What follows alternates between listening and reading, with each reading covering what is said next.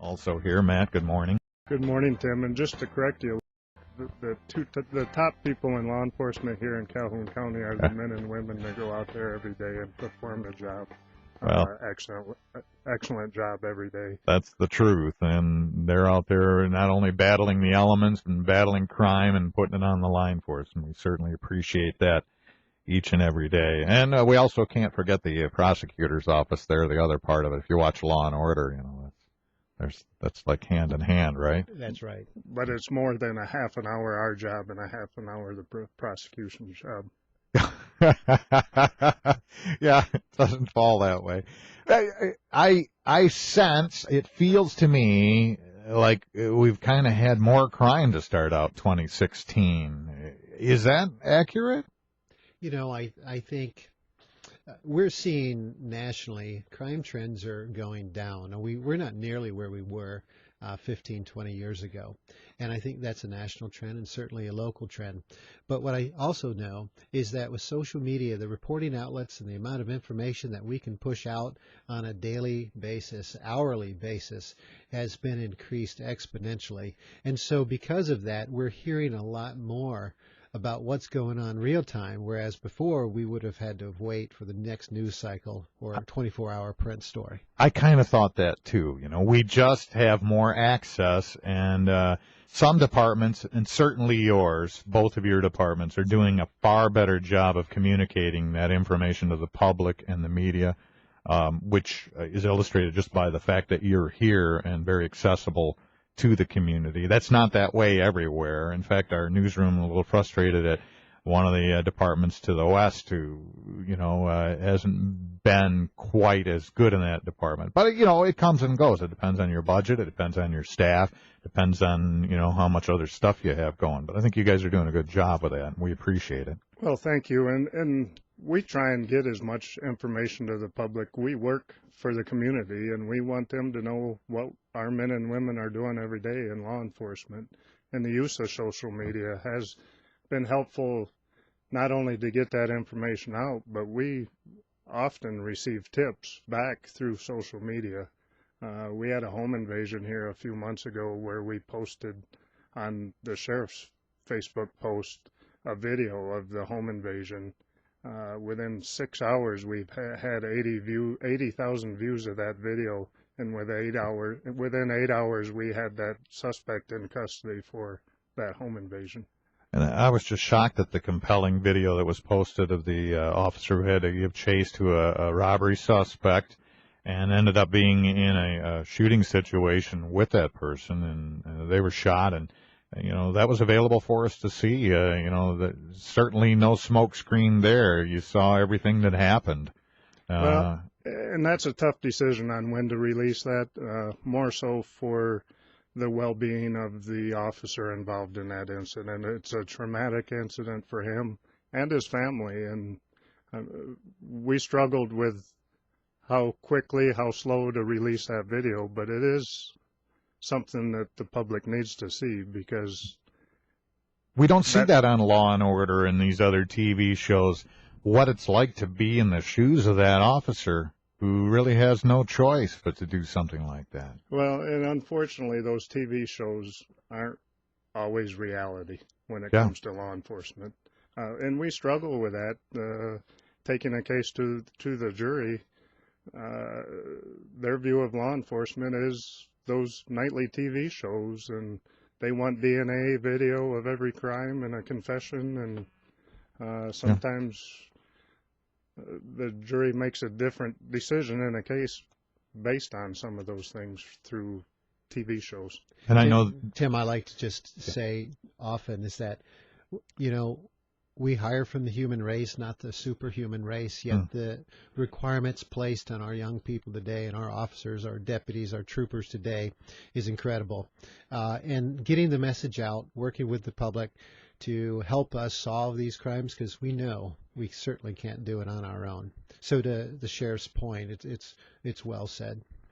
I know there'll be a trial. The suspect in this particular case where the officer had to shoot him survived. But was this guy unbalanced, do you think, or was this a cop by suicide case, or do we know? Well, it's a little tough to say specifically. We have interviewed him for our internal investigation, and he shared with our investigator that he had heard the stories about the heroin deaths locally, and previously in the week he went out to buy heroin to try and kill himself with a bad batch Oh of my heroin. goodness.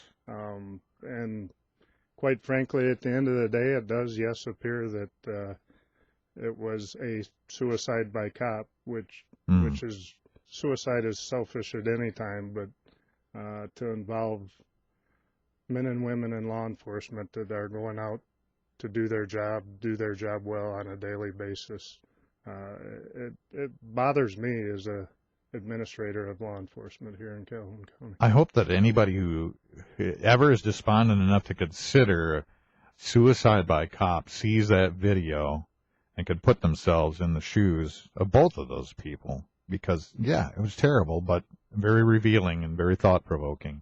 And nice segue into the heroin problem, which all of a sudden is cropped up here in Calhoun County. We've seen a huge spike in cases. So what's the reason for that? I think there are a number of reasons. I think since 2009, we've seen an upward spike in heroin and opioid abuse and deaths related and overdoses related to those substances. And that spike isn't going away. So in one way, we don't want everyone to know that this is sudden. We've been watching this trend to develop really over the last 72 months or so.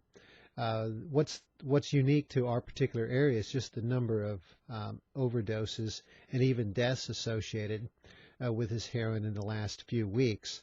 And that, of course, raised our concern that we may have a bad batch, and I think that's been the big emphasis lately. So it was cut with a foreign substance that could be toxic. That's what we think? So heroin is known to be cut with fentanyl, and fentanyl can inhibit breathing, depending on the ratio within the heroin or the opiate and the fentanyl. And so we were under the operating assumption that that may be what is happening. We have inconclusive results right now, at least from one overdose, is that fentanyl was within the batch itself. However, we're not really at a point where we can say. We've developed multiple diagrams from suspects and sellers and known distributors to folks that have purchased or overdosed, and we're not seeing a link just yet, but that's being developed as we speak. Now, we've had some deaths. We've also had some cases where officers armed with a kit to counteract the effects of the overdose have saved some lives. How many of those have we had? Well, locally here in Calhoun County, we have the one that Battle Creek City was involved with here a week or so ago. But we just recently partnered with Southwest Michigan Substance Abuse Council. They came in and did the training, provided the Narcan kits to every officer here in Calhoun County the training was open to. We have trained all our law enforcement staff at the Sheriff's Office. Battle Creek City is finishing up the remainder of their staff. But that's just one more tool that possibly could save a life down the road. I know Washtenaw County has had Narcan in place as a tool for their officers for about 5 months, and they've recorded 11 saves. Wow. To date. That is huge. Have you been able to get any of these witnesses or victims, I call them victims, I guess, to cooperate so that you could maybe start tracing this bad batch back to the source? Well, and as Chief Blocker stated, we are trying to tie the overdoses and the overdose deaths, running the investigation backwards. But at this point, there's no link specifically to the 4 deaths. That's the same dealer, the same batch. Got to involve a bit of luck. I mean, because, you could go back 20, 30 different people before you finally maybe get lucky and find the source. Well, that's right. I mean, the city department, along with the sheriff and state agencies, we've conducted 6 tactical operations just in the last week. We've got 3 targeted subjects all of them are facing charges, federal charges, with possession of heroin, a large amount of heroin, and yet even as a result of those raids, we just can't pinpoint specifically where it may be coming from. Mm-hmm. And that's part of the effort here, is find the source if there is one, stop it, and then start to address these bigger and broader concerns. And again, that's why we reached out to the Calhoun County Health Department and the staff. We reached out to the Substance Abuse Council and said, we know this has been a trend, we know it's been developing, but I think we're at a critical point here that we need your help. And I think really both between the medical community, the rehabilitation community, Substance Abuse Council, Health Department, we're all in this together. And we're all leaning in to figure out what are the best tactics to address this right now, and what are our strategic options into the future. Battle Creek Police Chief Jim Blocker's here, and Sheriff Matt Saxton. When we come back, I want to ask you if these are the typical heroin users that you've seen in law enforcement over the year, or if that's changing a bit, and what might be leading to all of that. We're at WBCK. It's 8. And we have Police Chief Jim Blocker and Sheriff Matt Saxton in the studio. We're talking a little bit about the heroin issue that's cropped up in our area, and as our law enforcement leaders have told us, this is nothing really new. Although, is it new in terms of who you're seeing that are abusing the heroin, or is it typical? Well, most people's thought of heroin as the heroin from the 60s and 70s, where that addict's in the back alley with a needle stuck in their arm. The junkie in the gutter. But heroin doesn't discriminate. It reaches all races, economic backgrounds, ages. The overdoses and deaths we've had here locally were from 60s to 20s. A lot of the increased use of heroin now is because of addictions to pain meds, the opioid pain meds that have been prescribed or overprescribed over the last 10 to 15 years. And that same high from heroin is cheaper through the heroin form of the opiate than the pain meds. Sure, and that's what I just, Nico was telling me from the newsroom, that we're seeing that people are turning to the street to get heroin, a much more dangerous drug, to replace these others that are very related. Prescriptions of controlled substances have increased from 17 million in 2007 to 21 million last year alone. That number of heroin-related overdose deaths per 100,000 residents increased from 4.9 in 2009 to 9.8 in 2014. Michigan ranks 10th nationally per capita prescribing rates for opioid pain relievers. Michigan ranks 18th in the nation for overdose deaths. So I think the numbers we're seeing locally are indeed a reflection not only in our state but nationally. And it's, I heard it described as an epidemic, and I think that's more true than not. And this is not an epidemic that can be enforced away. We need all partners of the community to work to resolve this issue, as Jim mentioned earlier, the medical field, education, healthcare, law enforcement. Here's the question I have. The incidents of heroin abuse and tragic incidents out of that seems to be on the rise recently, and it seems to coincide with tougher government stance on the prescription opioids. Now, in other words, they changed the schedule. It's now classified differently. Doctors can't prescribe it like they used to. It's a difficult drug to even get on the street. All of a sudden now, people who in the past have gotten addicted to prescription opioids, hydrocodone, Vicodin, Vicoprofen, Narco, and the like, now all of a sudden they're having a tough time getting it because of changes in the law and changes in attitudes of doctors. They're turning to the streets to buy it illegally. And there's fewer treatment options for that addiction. But that's exactly it. They're turning to the heroin, which is cheaper. Have we done more harm than good by toughening these federal standards? I think, and that's a tough question because, again, it goes back to what is the root cause for the use? What is driving folks to the use? And then ultimately, what do we have to do? What are our options to get them off? Street level tactics as well as strategic options. Tomorrow we're going to both the sheriff and I will be attending a meeting, and one of the things we hope to learn is what is the capability of our rehab community, and how do we get people from a neutral location like one of our law enforcement agencies or contact on the street? How do we push them towards rehab, vice towards the court system? Because in these cases, I think these are cases, not all of them, but certainly at the user level only, I think we need to start looking more towards rehab and restoration, vice towards arrest and incarnation. Work with people's minds and hearts and try to, alleviate the problem before it happens.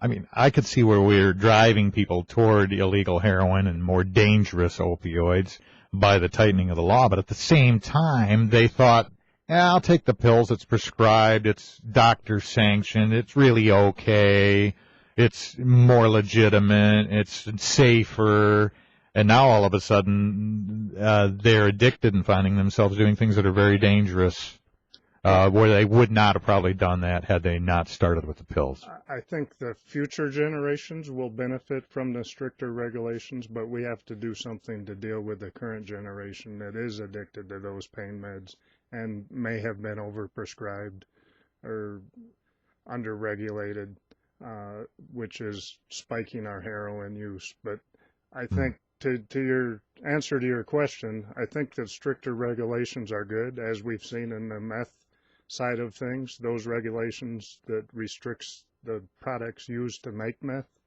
has really clamped down and helped us enforce meth issues.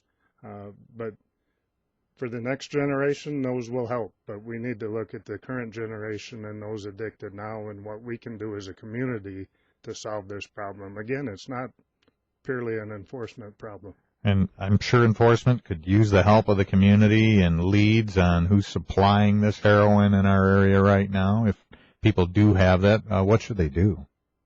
If they have info. There's several options. Certainly call 911. The other option is silent observer if they don't want to be known or identified. But not calling, I don't believe, should be an option, certainly if it's a loved one. If you think they're spiraling out of control, you believe they're taking prescription meds from you, you think they're doing something illegal or even distributing, you need to let us know, because the only way we're going to stop it is if we're working together. And to remember that it's not going to all be taken care of in an hour like on TV. Somebody may call in with information on a drug house. We in law enforcement have to do a lot more than just that one tip on a drug house. It takes extensive investigation to get the search warrant. So if you're calling in and you feel that it's not going anywhere, we are working on every tip that comes in. It's just not an immediate turnaround as TV. Sheriff Matt Saxton, Chief Jim Blocker, thanks for coming in, and good luck in the fight. Thank you, Tim, and remember, only 8 more days until the pitchers and catchers report to Lakeland. You better believe it. I do not forget that.